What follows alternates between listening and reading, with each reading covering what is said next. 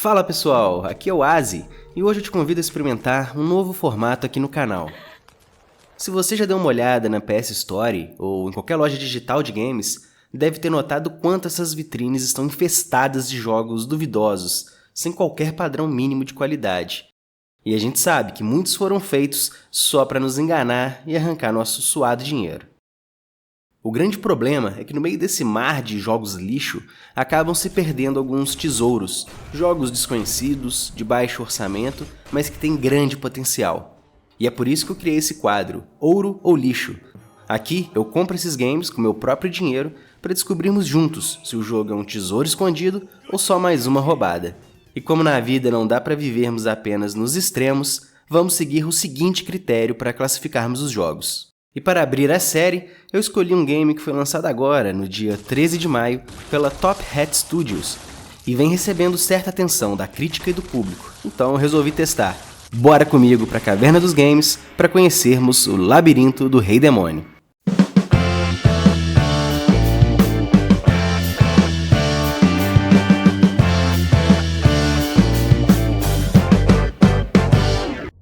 No jogo, você encarna um simples soldado no Japão feudal, movido por vingança. A proposta é empolgante, explorar 4 torres amaldiçoadas enfrentando yokais em corredores escuros e claustrofóbicos. Certamente não é um jogo para todo mundo. Ele não tenta te agradar, muito menos ser acessível. A ideia do desenvolvedor é admirável, resgatar a tensão bruta e o terror dos dungeon crawlers do PS1, como Kingsfield e Shadow Tower. Na verdade, o que não falta ao game são as boas ideias, mas é na hora da execução que os problemas aparecem.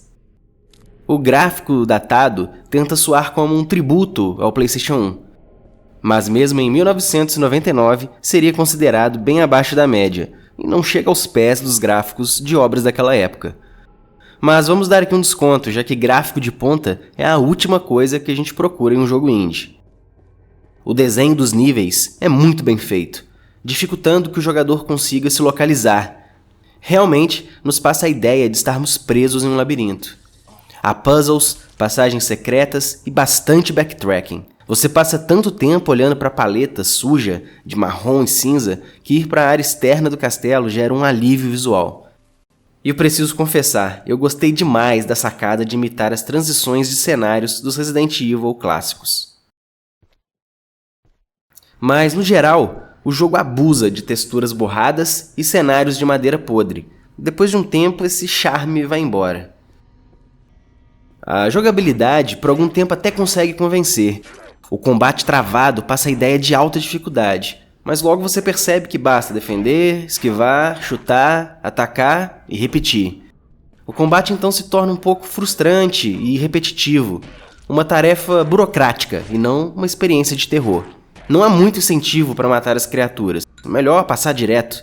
Você pega um machado, uma marreta, uma nova espada, acha que a coisa vai ficar bem mais interessante, mas não fica. Pega flecha, munição para arma de fogo, pensa que nesse momento o gameplay vai ficar muito bom, até matar mais algumas criaturas e vê que não melhora tanto assim. E a inteligência artificial das criaturas chega a ser cômica. Os monstros ficam presos em qualquer caixa, ou até mesmo em um degrau de escada. E aí basta atacar da posição segura. E isso vale até para os chefões.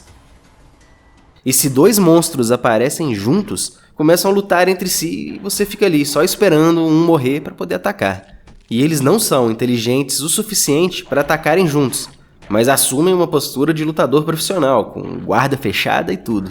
Ah, e se você estiver perto do ferreiro ou outro NPC, aí é que não precisa preocupar. Pode deixar que o cara resolve tudo. O design das criaturas é bem genérico, beira mais ao banal que ao grotesco. Em 10 minutos de Kingsfield ou Shadow Tower, jogos de quase 30 anos, você encontra criaturas bem mais criativas e aterrorizantes.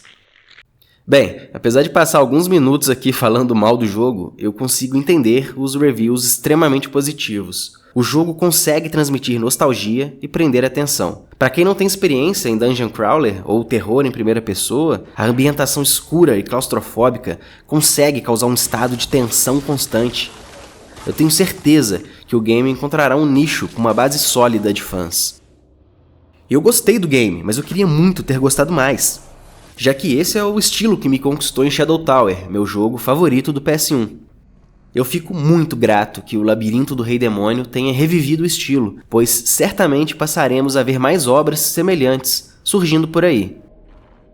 Eu pretendo continuar jogando por mais alguns dias e, quem sabe, ele ainda acabe me conquistando de vez, mas por enquanto não dá para classificar como ouro. O game tem alma e personalidade, mas ainda falta encontrar um corpo adequado. Quem sabe a desenvolvedora consiga consertar isso em patches de correção ou mesmo numa sequência, e eu certamente estaria disposto a jogar. Entretanto, não dá para classificar como lixo. O jogo não é ruim, é um jogo que tenta, e apesar de falhar em alguns aspectos, ele merece crédito pela tentativa. Por isso, a minha classificação para o Labirinto do Rei Demônio é prata. Ele é bacaninha e até vale a pena se estiver com um bom desconto. É um jogo com ótimas ideias e um bom potencial, mas que ainda não encontrou seu brilho. Eu acredito que não vale os R$80 que eu paguei, mas caso você o veja por menos de R$50, talvez encontre aqui uma ótima fonte de diversão. Tudo vai depender do nível de imersão que você vai se permitir experimentar. Então é isso, amigos. Agradeço a sua companhia por mais essa incursão pela Caverna dos Games. Infelizmente, hoje não saímos com um grande tesouro, mas a busca continua. Me conta aí nos comentários, você curtiu esse formato? Que outros jogos você acha que eu devo trazer para o ouro ou lixo? E claro, não esqueça de deixar o like e se inscrever no canal, para me ajudar a crescer e trazer cada vez mais conteúdo. Um grande abraço e até a próxima!